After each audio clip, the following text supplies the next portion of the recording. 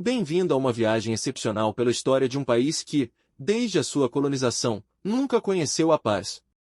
Ao longo dos anos, foi marcada por ditaduras, exploração, pobreza e guerras, uma terra onde as pessoas foram privadas de direitos e liberdades. Neste passeio exploraremos a cultura e a vida em Cuba, analisando seu sistema político e a rica flora e fauna que o caracterizam. Prepare-se para mergulhar na essência única desta ilha caribenha. Vou contar a história de Cuba, desde o seu surgimento até a data atual. Você poderá navegar por diversos temas, permitindo pular partes que não lhe interessam. Colonização 1542. A colonização de Cuba é fascinante e complexa, marcada pela chegada dos exploradores europeus no século XV. Cristóvão Colombo desembarcou na ilha em 1492, abrindo um capítulo crucial na conquista e colonização da América. Ao longo dos séculos, Cuba experimentou o domínio espanhol, tornando-se um epicentro estratégico para o comércio e uma joia cobiçada. As plantações de açúcar floresceram com trabalho escravo, transformando a ilha num importante enclave colonial. Na última década do século XIX, Cuba era o único país que ainda se encontrava na condição de colônia da metrópole espanhola, uma vez que a independência ocorrida em todos os demais países latino-americanos ainda não havia se materializado em Cuba. No entanto, isso não foi por falta de tentativa. Em 1868, eclodiu a Primeira Guerra de Independência de Cuba, uma longa tentativa de libertação. Durante 10 anos, os cubanos lutaram para se libertarem de Espanha, mas não tiveram sucesso.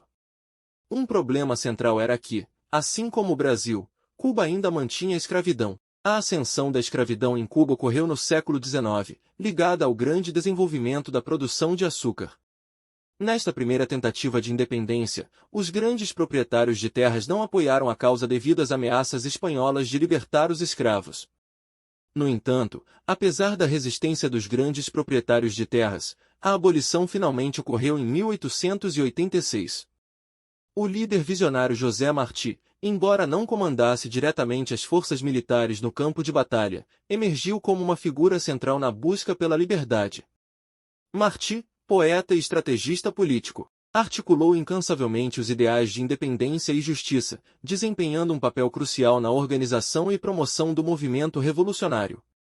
Embora Martí oferecesse liderança intelectual e ideológica, na frente, figuras como Máximo Gomes e Antônio Maceo lideraram tropas cubanas contra o domínio colonial espanhol. A Guerra da Independência foi marcada por combates ferozes, culminando em acontecimentos cruciais como a intervenção dos Estados Unidos após a explosão do USS Maine em Havana. Após a intervenção dos Estados Unidos na Guerra da Independência de Cuba, desencadeou-se uma série de acontecimentos que marcaram significativamente a história da ilha. A intervenção americana foi resultado direto da explosão do USS Maine no porto de Havana em 1898. A Guerra Hispano-Americana eclodiu e, como resultado do conflito, a Espanha cedeu vários de seus territórios aos Estados Unidos, incluindo Cuba, Porto Rico, Filipinas e Guam, nos termos do Tratado de Paris de 1898. Ocupação militar dos Estados Unidos. Cuba, embora tenha conquistado a independência formal, permaneceu sob ocupação militar dos Estados Unidos durante vários anos após o conflito. Esta ocupação gerou tensões e descontentamento na ilha, e Cuba finalmente conseguiu a sua retirada em 1902. No entanto, este período foi seguido por uma série de intervenções e influências americanas na política cubana durante grande parte do século XX, incluindo a Emenda Platt, que concedeu aos Estados Unidos o direito de intervir nos assuntos internos de Cuba e estabeleceu as bases para a construção da Base Naval de Guantánamo, que é uma instalação militar dos Estados Unidos localizada na Baía da província de Guantánamo, Cuba. Foi criada em 1903 como resultado do Tratado Cubano-Americano, que deu aos Estados Unidos o controle da Baía através de um arrendamento perpétuo. Inicialmente, a base foi estabelecida como uma estação naval e de carvão, mas com o tempo tornou-se um importante centro de detenção, especialmente conhecido por abrigar prisioneiros ligados à guerra contra o terrorismo após os ataques de 11 de setembro de 2001. A criação da detenção de Guantánamo Centro tem sido objeto de controvérsia e críticas devido às condições de detenção, métodos de interrogatório e preocupações com os direitos humanos. Ao longo dos anos, a base naval de Guantánamo tem sido um ponto de fricção nas relações entre os Estados Unidos e Cuba, e o governo cubano tem manifestado repetidamente o seu desejo de que a base seja devolvida à soberania cubana. A situação na base continua a gerar debate a nível internacional. Na década de 1950, Cuba estava atolada numa situação política e social complexa que abriu o caminho para a Revolução Cubana. Fulgêncio Batista, ex-militar, assumiu o poder através de um golpe de Estado em 1952, estabelecendo uma ditadura. Durante o seu regime, caracterizou-se pela corrupção generalizada, pela repressão política e pela falta de medidas eficazes para resolver os problemas sociais do país. A economia cubana, centrada na produção de açúcar, era controlada por interesses estrangeiros e grandes proprietários de terras, o que contribuía para as desigualdades sociais. A classe baixa e a classe média enfrentaram dificuldades econômicas, enquanto a elite gozava de privilégios e benefícios. Além disso, a falta de oportunidades políticas e o aumento da repressão geraram um clima de descontentamento. Fidel Castro, um jovem advogado, liderou a resistência contra Batista e o seu regime. O assalto ao quartel Moncada em 1953 foi uma tentativa de derrubar o governo, mas resultou num fracasso militar. No entanto, este acontecimento marcou o início da luta armada que culminaria na bem-sucedida Revolução Cubana em 1959. O descontentamento generalizado, combinado com a liderança carismática de figuras como Fidel Castro e o apoio popular às reformas sociais e econômicas, contribuíram para o sucesso da Revolução. Em 1º de janeiro de 1959, Fidel Castro e seus guerrilheiros entraram em Havana, encerrando o regime de Batista e estabelecendo um novo capítulo na história cubana. Os principais líderes da Revolução Cubana foram Fidel Castro, figura central e carismática. Fidel Castro foi o líder indiscutível da Revolução Cubana. Nascido em 1926, Castro foi advogado e revolucionário que liderou a resistência contra a ditadura de Fulgêncio Batista. Che Guevara, Ernesto Guevara, nascido na Argentina, Che Guevara foi médico, guerrilheiro e revolucionário. Juntou-se a Fidel Castro na luta contra Batista e ocupou vários cargos importantes no governo revolucionário cubano. No entanto, distanciou-se do poder na década de 1960 e morreu na Bolívia em 1967 enquanto liderava esforços revolucionários na América Latina. Raul Castro, irmão mais novo de Fidel Castro, Raul Castro também foi uma figura importante na Revolução Cubana. Camilo Cienfuegos. Camilo Cienfuegos foi um comandante revolucionário cubano que desempenhou um papel fundamental na vitória da Revolução Cubana. Conhecido pela sua lealdade a Fidel Castro e pelo seu carisma, Cienfuegos foi um líder militar importante. Após o triunfo da Revolução, tornou-se o comandante da Revolução e ocupou cargos importantes no governo. Seu misterioso desaparecimento em 1959 continua sendo um tema de debate e intriga. Sua contribuição e liderança foram fundamentais nos primeiros anos da Revolução. Estes líderes, juntamente com outros guerrilheiros e apoiantes, desempenharam papéis cruciais na luta contra a ditadura de Batista e na consolidação do novo governo revolucionário em Cuba. Assalto ao quartel Moncada. Embora o assalto ao quartel Moncada, localizado na cidade de Santiago de Cuba, tenha resultado num fracasso militar com a morte e captura de muitos rebeldes, incluindo Fidel Castro, marcou o início da resistência contra o governo opressor. Fidel Castro, durante o seu julgamento, fez um discurso conhecido como "A História me absolverá", expondo as suas ideias sobre a necessidade de reformas sociais e políticas em Cuba. Embora tenha sido condenado à prisão, foi posteriormente libertado devido à pressão popular e internacional. Após sua libertação, Fidel exilou-se no México, de onde planejava continuar sua luta contra Batista. Em 2 de dezembro de 1956, Fidel, junto com outros rebeldes, incluindo Che Guevara, desembarcaram em Cuba a partir do iate Grama, iniciando o movimento guerrilheiro na Sierra Maestra. A luta nas montanhas ganhou força, atraindo o apoio popular, eventualmente, a incorporação de outros líderes revolucionários como Camilo Cienfuegos e Raul Castro. O movimento revolucionário cresceu em número e eficácia, culminando com a queda do regime de Batista em 1º de janeiro de 1959, quando Fidel e seus seguidores entraram triunfantes em Havana, marcando o início de uma nova era para Cuba. É importante destacar que Castro contava com o apoio do povo naquela época devido ao seu carisma, facilidade de palavras, poder de convicção e suas promessas. Com uma história de sofrimento e guerra, submetida a uma ditadura cruel. Porém, o que o povo não imaginava é que estava saindo de uma ditadura para entrar em outra muito pior e eterna. O que os esperava era uma vida privada de direitos e liberdades, com muito mais miséria e necessidades. Triunfo da Revolução Cubana, de 1959 a 1989. Fidel Castro e Ruber Matos entram em Havana em 8 de janeiro de 1959, convocando uma greve geral para derrubar o governo provisório após a fuga de Fulgêncio Batista. O novo governo forma uma administração moderada com Manuel Urrutia como presidente e José Miró Cardona como primeiro-ministro, enquanto Fidel Castro permanece comandante-em-chefe das Forças Armadas. Este governo inicial tinha tendências diversas. Antes da vitória, Fidel Castro e outros líderes redigiram o Manifesto da Sierra Maestra, comprometendo-se a realizar eleições gerais dentro de um ano e a entregar o poder ao candidato eleito.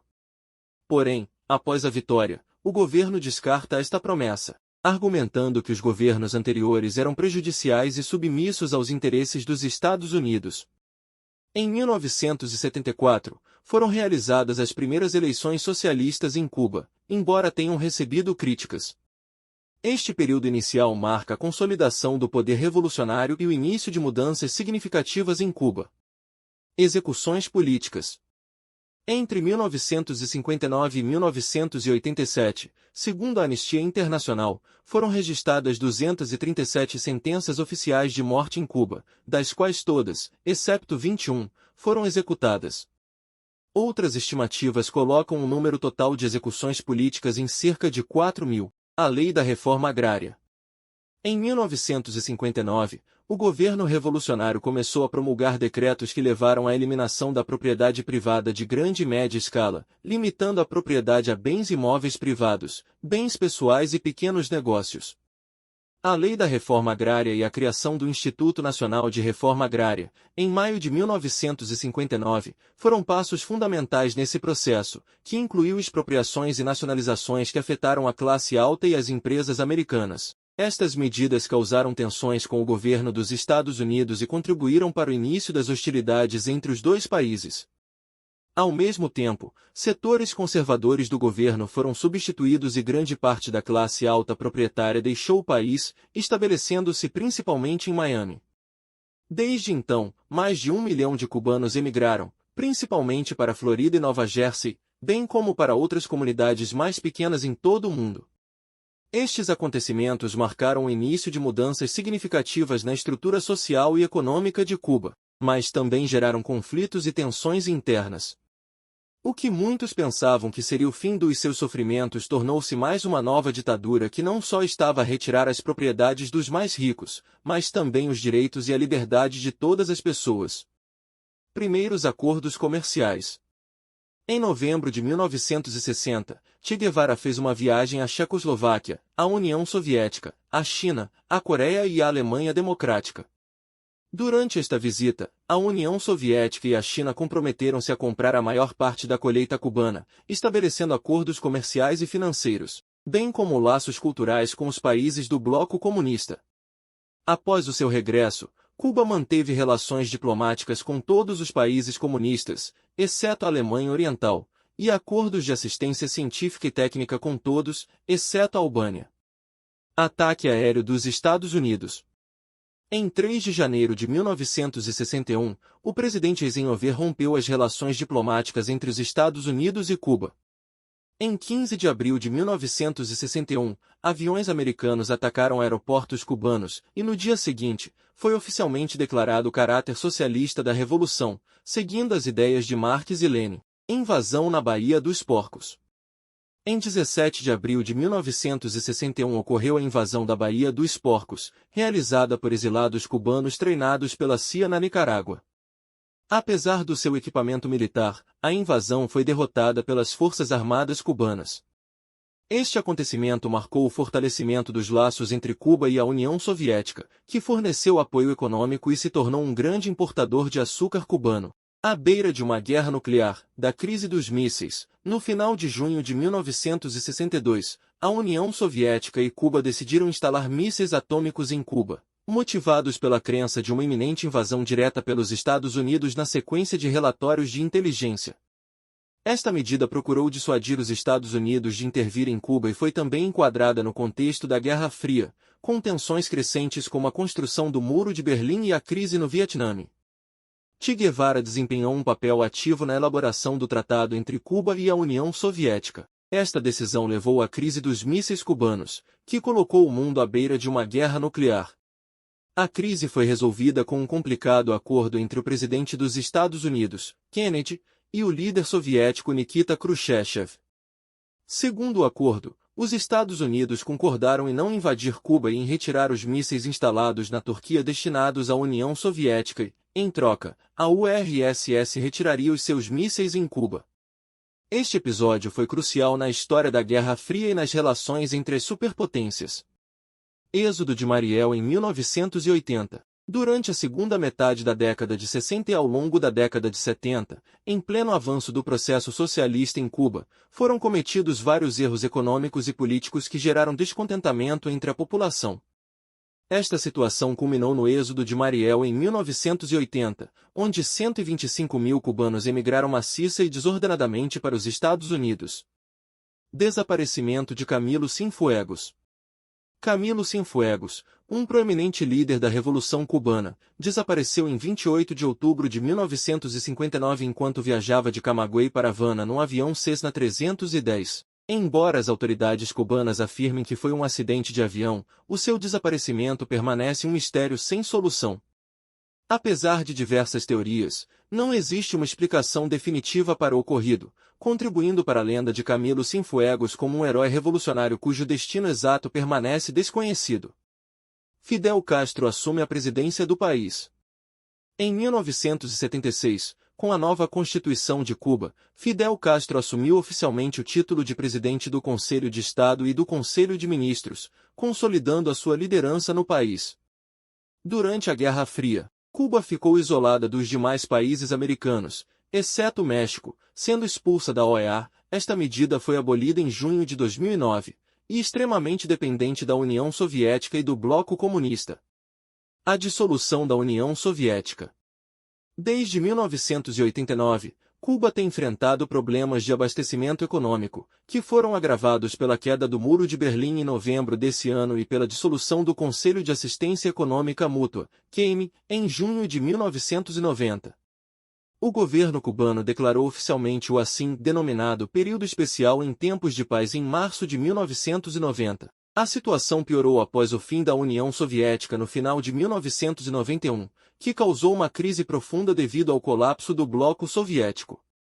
A economia cubana foi afetada pela drástica redução na entrada de bens e alimentos, à medida que as economias planificadas dos países do bloco soviético desapareceram.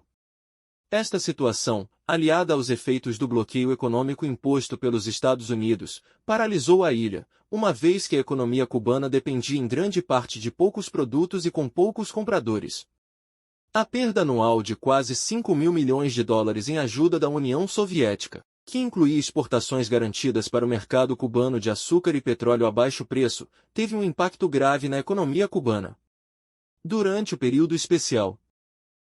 o período especial em Cuba, iniciado na década de 1990, o país enfrentou uma profunda crise econômica que teve impactos significativos em vários aspectos da vida cotidiana. Registaram-se encerramentos de indústrias, escassez massiva de alimentos e outros bens essenciais, bem como problemas no abastecimento de transportes públicos devido à falta de peças e combustível. A escassez de alimentos foi especialmente aguda e a população teve de enfrentar uma disponibilidade limitada de produtos básicos. A falta de transporte público e os cortes de energia eram comuns, com mais horas sem luz do que com ela. Esta etapa foi, sem dúvida, um período extremamente desafiador para a sociedade cubana, que se viu obrigada a enfrentar condições difíceis e a procurar alternativas engenhosas para satisfazer as suas necessidades básicas. Os efeitos da crise não foram uniformes em todo o país. As áreas urbanas, especialmente as capitais e as cidades turísticas, sentiram um impacto menor em comparação com as cidades do interior, que foram as mais afetadas pela escassez de recursos e serviços. Emigração cubana. Isto aumentou a imigração e muitos cubanos tentam fugir do regime de Castro. Alguns conseguem, outros são detidos antes de partir e muitos são devolvidos a Cuba vindos de diversos países que não permitem a imigração. Até 2013, o governo restringia as viagens livres dos cubanos. Por ser uma ilha, a única opção de saída é por via aérea ou marítima. Em Cuba é crime construir, transportar ou possuir qualquer tipo de embarcação sem autorização e de difícil obtenção. Por isso, alguns cubanos arriscam a vida saltando ao mar em barcos improvisados. Milhares de pessoas perderam a vida nestas tentativas, enquanto outras optaram pela violência, sequestrando aviões e navios e até matando inocentes para escapar desse regime. Descriminalização do dólar. Em 1994, como medida para enfrentar a crise, Cuba adotou a descriminalização do dólar. Até aquele momento, a posse de dólares por cidadãos cubanos era penalizada e considerada crime. A descriminalização do dólar permitiu maior flexibilidade nas transações e ajudou a atrair moedas estrangeiras, principalmente de quem tinha família no exterior. Esta medida ajudou a inverter a situação econômica, proporcionando à população o acesso a uma moeda mais estável e facilitando a entrada de divisas no país. Embora não tenha resolvido todos os problemas, a descriminalização do dólar ajudou a aliviar parcialmente alguns dos desafios econômicos durante o período especial.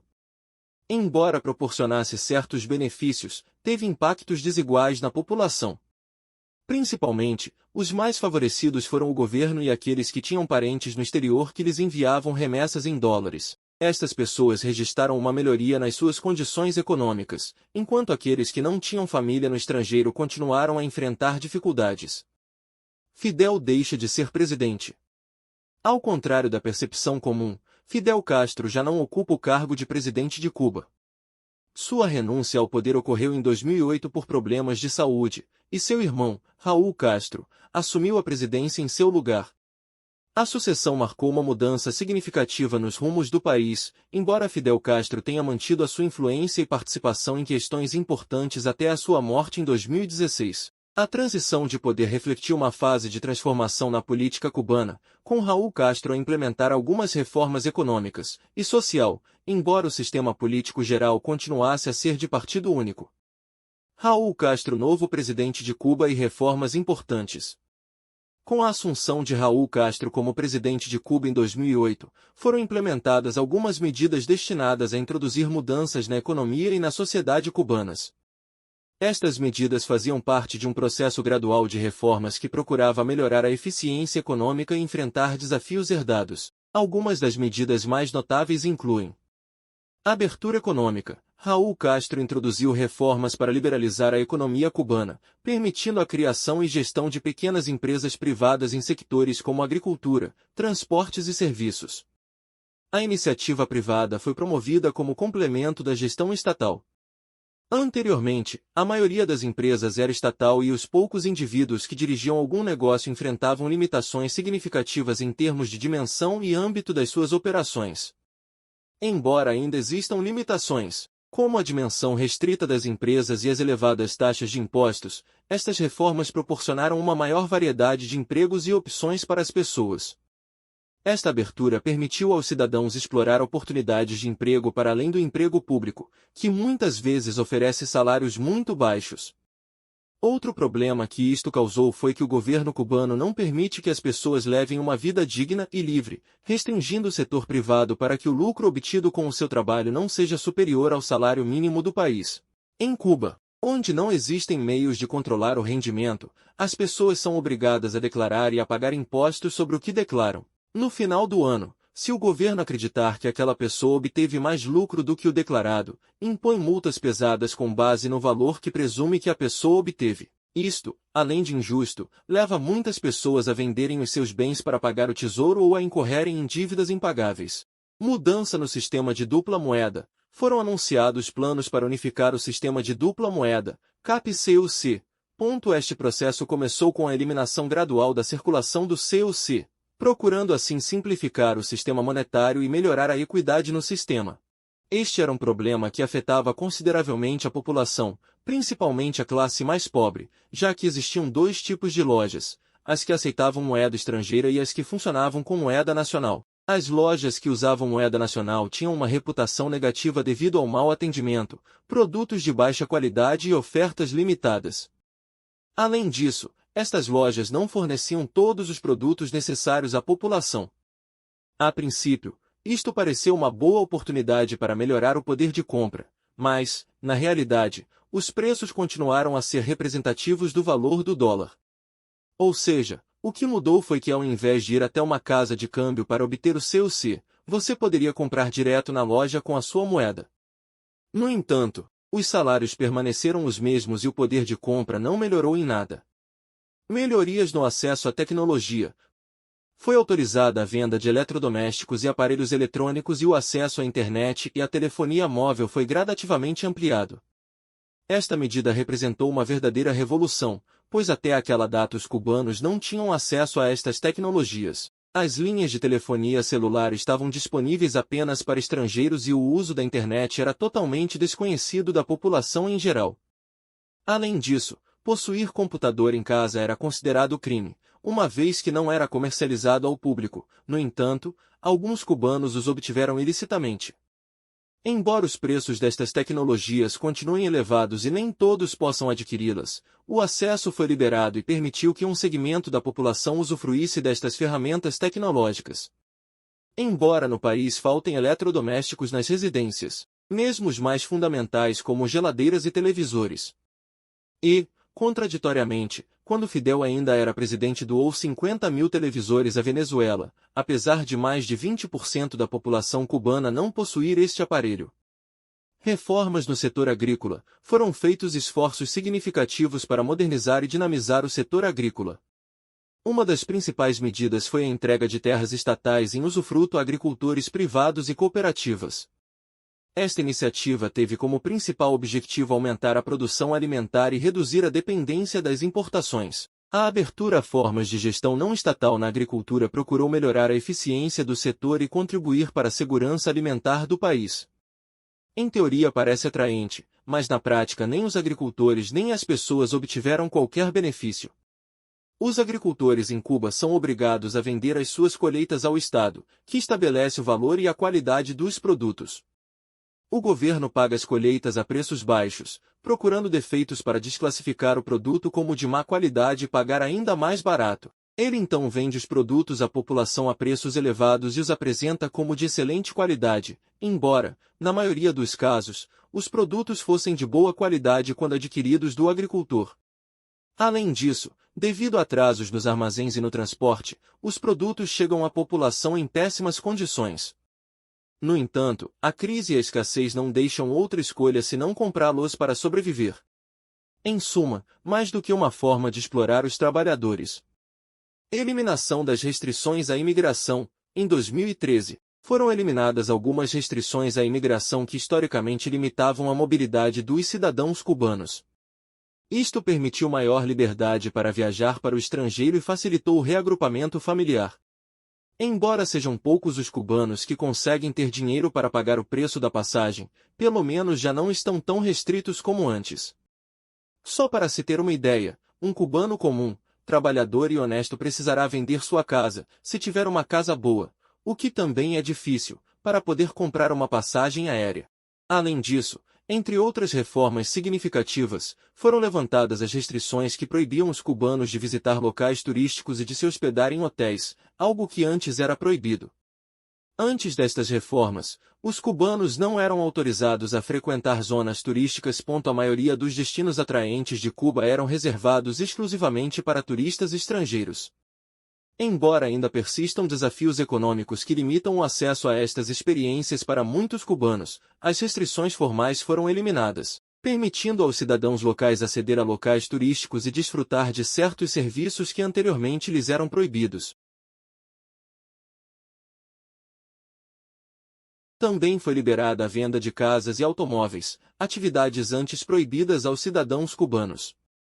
Antes destas reformas, a compra e venda de propriedades e veículos estava sujeita a restrições governamentais, limitando a capacidade dos cubanos de tomar decisões sobre os seus próprios bens. Com a liberalização destas transações, os cidadãos passaram a ter a possibilidade de participar ativamente nos mercados imobiliário e automóvel, facilitando a mobilidade e a tomada de decisões relacionadas com habitação e transportes. Médicos cubanos. Os médicos cubanos são formados em grande número todos os anos e têm uma característica que os distingue do resto do mundo. Contrariamente à percepção errada de que os médicos cubanos carecem de conhecimentos e recebem uma formação deficiente, os estudantes de medicina são selecionados entre os mais inteligentes. Embora não haja concursos eleitorais, a seleção é feita com base nos resultados acadêmicos do aluno nos últimos 3 anos, abrangendo todas as disciplinas. A assiduidade às aulas é fundamental, uma vez que as faltas descontam pontos na classificação. Em suma, são escolhidos os melhores alunos para esta profissão. Apesar da qualidade da formação, os médicos em Cuba não recebem salários significativamente mais elevados do que outras profissões. Na verdade, muitas profissões ganham mais que um médico. O que torna os médicos cubanos diferentes e talvez melhores é o seu jeito de ser, o seu carisma e o carinho que sentem pela sua profissão. Esses médicos não são formados pensando no dinheiro que vão ganhar, pois essa não é a sua ideologia.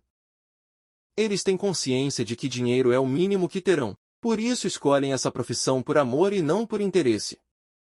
Rede de corrupção. É comum ver médicos em Cuba viajarem a pé, pois não têm dinheiro nem para comprar uma motocicleta. Até mesmo especialistas médicos pós-graduados às vezes vivem em condições precárias, como quartéis com chão de terra. Quanto mais honesto o médico for, pior será a sua situação de vida.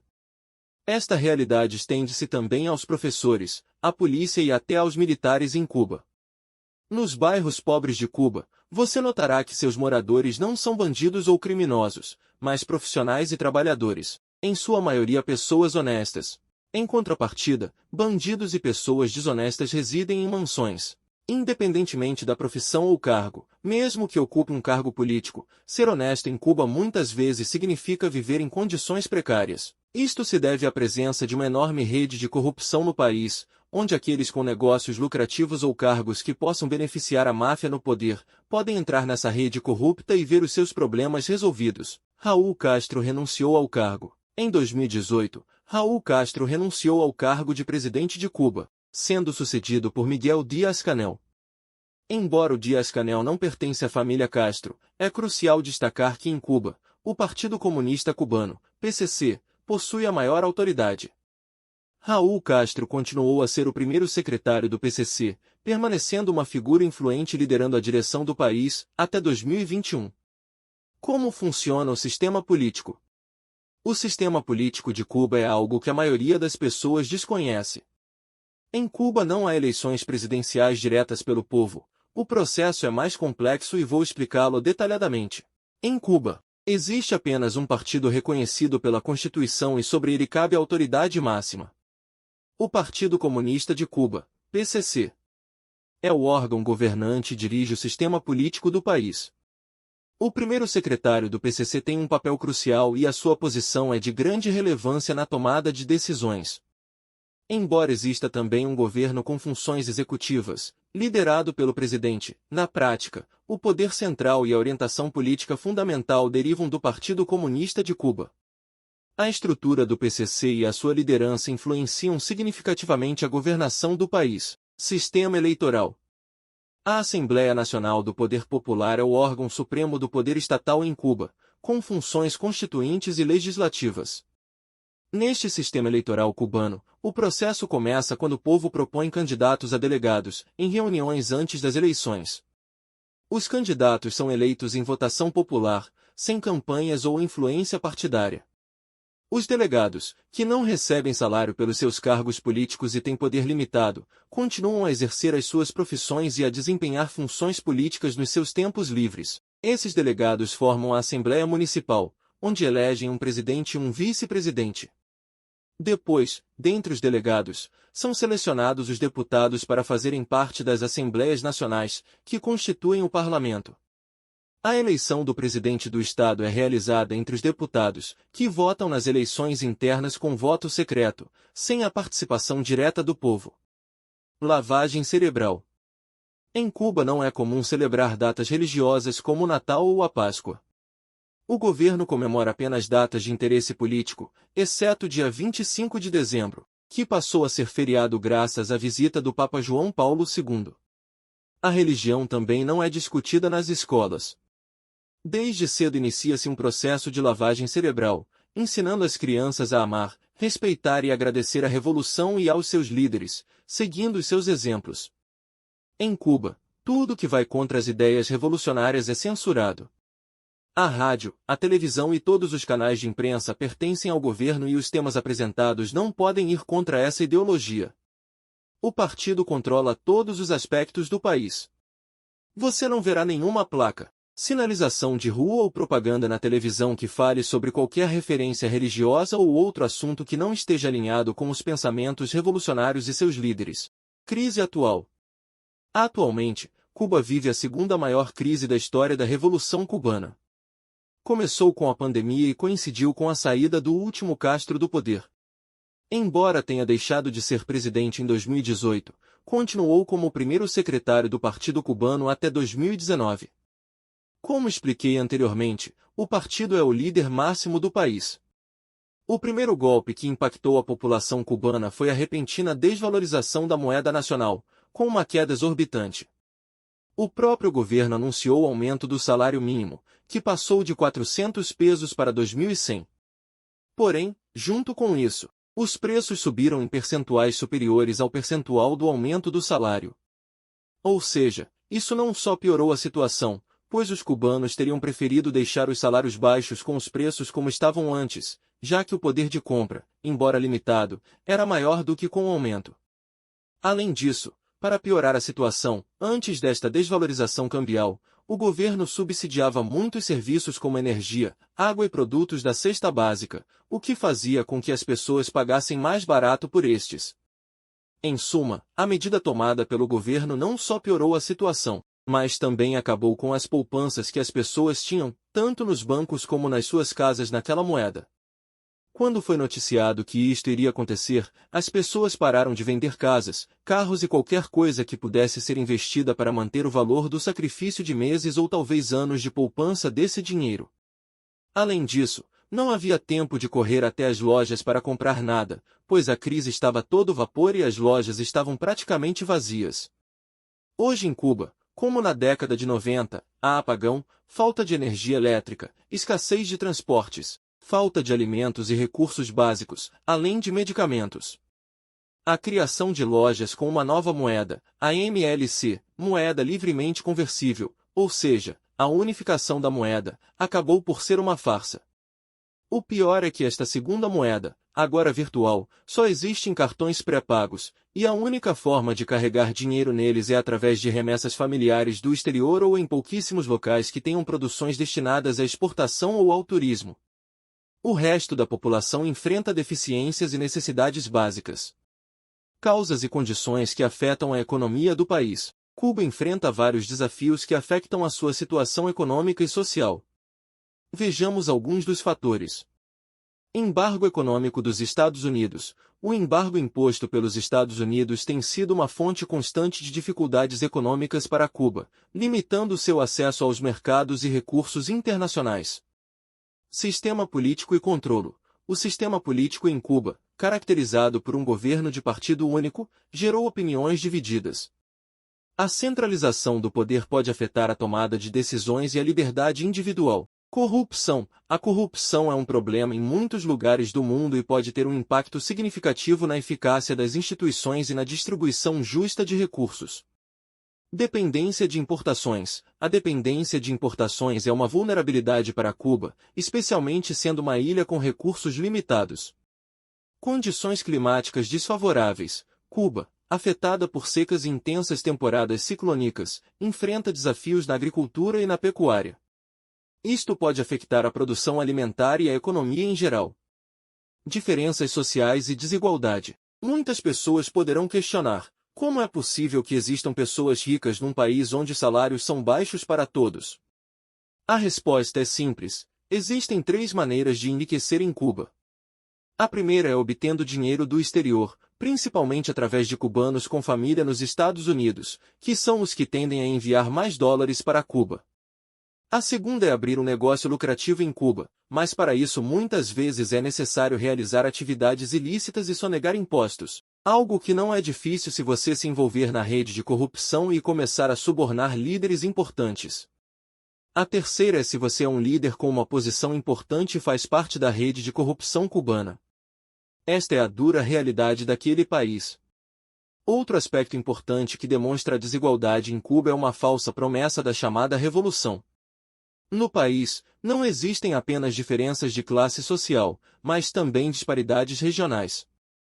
As zonas da capital e das cidades mais turísticas são as menos afetadas pela crise, evidenciando ainda mais o fosso entre os diferentes setores da população e destacando a persistência das desigualdades apesar das promessas revolucionárias. Como é a vida agora em Cuba? Em Cuba, embora o governo negue, existem três classes sociais, desde pessoas que vivem em extrema pobreza até aquelas que residem em luxuosas mansões. Mas, apesar de todas as dificuldades, os cubanos são pessoas muito familiares e felizes. Eles são únicos no mundo, pois até encontram humor em meio aos próprios problemas. Embora todos os dias sejam uma luta para conseguir comida e sobreviver, esta realidade também lhes ensina muito. Os cubanos são incrivelmente criativos. Por exemplo, muitos motoristas de veículos e caminhões não são apenas motoristas, mas também atuam como mecânicos, eletricistas, encarroçadores e pintores de seus próprios veículos. Mesmo aqueles que conduzem veículos do governo precisam de os reparar por conta própria, pois o governo nem sempre tem recursos suficientes. Saúde e educação. A saúde em Cuba é uma questão que preocupa muito o governo. Apesar de ser um país pobre, o sistema de saúde é aceitável, embora a situação econômica, o embargo e a falta de solidariedade de outros países dificultem o acesso das pessoas a algo tão precioso. Isso gerou uma escassez de medicamentos no país. No entanto, mesmo antes da última crise que a nação enfrenta, a saúde em Cuba estava em níveis comparáveis ou até melhores do que em muitos países ricos. O país trabalha arduamente para manter a menor taxa de mortalidade infantil e muitas medidas são tomadas para garantir isso. Eles também cuidam muito bem das doenças, um dos exemplos é o combate à dengue. Quanto à educação em Cuba, é muito boa, proporcionando aos cubanos inúmeras oportunidades de estudo. Embora os materiais de estudo e uniformes não sejam os melhores, o governo os fornece. Semelhante ao sistema de saúde, a educação em Cuba é gratuita, incluindo o ensino universitário, e qualquer pessoa tem acesso a ele. Em Cuba existe um elevado nível de segurança, sendo raros os assaltos e a incidência de sequestros praticamente inexistente. Embora possam estar presentes drogas, a sua prevalência é baixa e as autoridades aplicam medidas severas contra os traficantes. Vale ressaltar que em Cuba existe a pena de morte. O país mantém um baixo nível de violência e, segundo relatos, a principal causa de morte violenta no país são os acidentes de trânsito. Religião. No que diz respeito à religião em Cuba, embora existam igrejas católicas e evangélicas de vários tipos, a realidade é que a maioria dos cubanos não participa ativamente nas práticas cristãs. Cuba é o lar de um número significativo de ateus, bem como daqueles que acreditam na existência de um Deus, mas não são afiliados a nenhuma religião específica. Além disso, uma parte importante da população cubana segue tradições de origem africana, sendo bastante comum ver pessoas vestidas de branco nas ruas, participando de práticas relacionadas às crenças afro-cubanas e tornando-se santos. Cultura de comida e bebida. Em Cuba, o prato tradicional nas datas festivas, principalmente no final do ano, é o arroz condri, que consiste em arroz cozido junto com feijão preto ou vermelho. Além disso, costuma-se preparar carne de porco assada na vara, acompanhada de salada de mandioca e alface. As bebidas mais comuns são rum Havana Club. Muitos gostam de misturar esses rums com cola, que é uma simulação de cola. As cervejas mais comuns produzidas nacionalmente são Bucanero e Cristal, e existe um refrigerante derivado da cerveja, que se chama malta. Tabaco cubano. O tabaco cubano é conhecido em todo o mundo pela sua qualidade excepcional e é famoso por ser o principal ingrediente na produção dos famosos charutos cubanos, também conhecidos como charutos Havana. Enrolados à mão. Os charutos cubanos são enrolados à mão por rolos especializados. Esta arte requer habilidade e experiência para criar charutos bem construídos e com sabor equilibrado. Marcas de charutos cubanos. Algumas das marcas mais conhecidas de charutos cubanos incluem Coíba, Montecristo, Partagás, Romeu e Julieta, entre outras. Cada marca tem suas próprias características distintivas. Reputação mundial. Apesar da concorrência internacional, os charutos cubanos mantêm uma reputação de qualidade e prestígio. Os conhecedores de tabaco muitas vezes procuram charutos autênticos como uma experiência única. É importante mencionar que o comércio cubano de tabaco pode estar sujeito a restrições e regulamentações, dependendo das leis internacionais e nacionais. Além disso, a apreciação do tabaco é subjetiva e os gostos podem variar de uma pessoa para outra. Natureza e fauna. Cuba abriga uma diversidade de fauna. Embora devido à sua história geográfica e isolamento, muitas de suas espécies sejam endêmicas e únicas na região. Não existem animais perigosos ou venenosos que representem uma ameaça significativa para residentes ou visitantes. Você pode se mover pelas florestas sem se preocupar com encontros com tigres ou outras espécies de grandes felinos. Além disso, os animais venenosos não são uma preocupação comum na ilha. O animal mais perigoso em termos de veneno pode ser o escorpião, mas sua picada costuma ser problemática apenas para pessoas alérgicas ao veneno. Em geral, a fauna de Cuba não apresenta grandes riscos em comparação com algumas outras regiões do mundo. Alguns dos animais mais exóticos de Cuba incluem tocororo. Priotelus tenorus é a ave nacional de Cuba e se caracteriza por sua impressionante plumagem de cores vibrantes, incluindo azul, vermelho e branco. Solenodon cubanus. Este pequeno mamífero insetívoro é endêmico de Cuba e é considerado um dos mamíferos mais primitivos que ainda existem. Crocodilo cubano. Crocodilus rombifera é uma espécie de crocodilo que vive nos manguezais e áreas costeiras de Cuba. É uma espécie criticamente ameaçada. Manjuari. Atractosteus tristoechus, peixe de água doce encontrado em rios e lagos de Cuba. Tem um aspecto primitivo e é único na ilha. Jutia. Capromis spp. Este roedor é endêmico do Caribe e é encontrado em Cuba. Existem diversas espécies de utias, algumas delas em perigo de extinção. Utia, Capromis pylorides, outro roedor nativo de Cuba, é conhecido pelo seu aspecto único e pela sua presença em florestas e zonas montanhosas. Pássaro-abelha, Glaucis hirsutus, beija-flor endêmico de Cuba, conhecido por seu bico longo e curvo e sua capacidade de se alimentar de néctar. Almiqui, Solenodon paradoxus, semelhante ao solendon, este pequeno mamífero é noturno e se alimenta principalmente de insetos. É importante ressaltar que algumas destas espécies podem estar em perigo de extinção devido à perda de habitat e outros fatores. A conservação da biodiversidade é uma questão crucial para proteger a fauna única de Cuba. Cultura e música. Cuba é, sem dúvida, um país multicultural e com uma rica diversidade musical. Embora você possa ouvir músicas de todo o mundo, a música cubana ocupa um lugar de destaque no cenário musical. O seu ritmo contagiante e os gêneros variados, como a salsa, o san cubano e o danzón, tornam difícil resistir ao movimento e à dança ao ritmo da música cubana. A ilha deu ao mundo músicos e estilos que deixaram uma marca duradoura no cenário musical internacional. Esporte. Cuba tem uma rica tradição no campo esportivo e tem se destacado em diversas modalidades a nível internacional. Cuba tem sido uma potência mundial no boxe amador. O país produziu vários campeões olímpicos e mundiais em diversas categorias de peso. O beisebol é o esporte mais popular em Cuba e a ilha produziu muitos jogadores de classe mundial. A seleção cubana de beisebol obteve sucesso em competições internacionais, como a Série Caribenha e os Jogos Pan-Americanos. Cuba teve um desempenho notável no atletismo, com atletas conquistando medalhas nos Jogos Olímpicos e campeonatos mundiais em modalidades como salto em distância e salto triplo. Além do boxe, Cuba obteve sucesso em esportes de combate como o judô e a luta livre, onde atletas cubanos conquistaram medalhas em competições internacionais. A natação e outros esportes aquáticos também são populares em Cuba.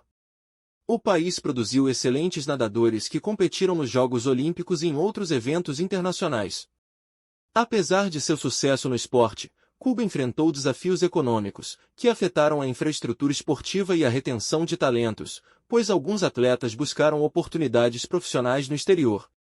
Cuba manteve uma tradição de esportes amadores, ao contrário de muitos outros países que permitem a participação profissional em esportes como o beisebol. Isso levou a uma sólida estrutura esportiva amadora na ilha. Transporte. O transporte em Cuba apresenta desafios devido à escassez de combustível e aos preços elevados, dificultando a mobilidade no país. Embora a percepção seja comum de que existem apenas carros antigos em Cuba, a realidade é mais diversa. Com efeito, existe um grande número de veículos clássicos, alguns em mau estado e outros bem conservados. No entanto, também são encontrados veículos atualizados com modernos motores diesel e sistemas de ar-condicionado. A razão pela qual os carros antigos persistem em Cuba deve-se à capacidade dos cubanos de aproveitar e adaptar tudo, evitando o desperdício de recursos.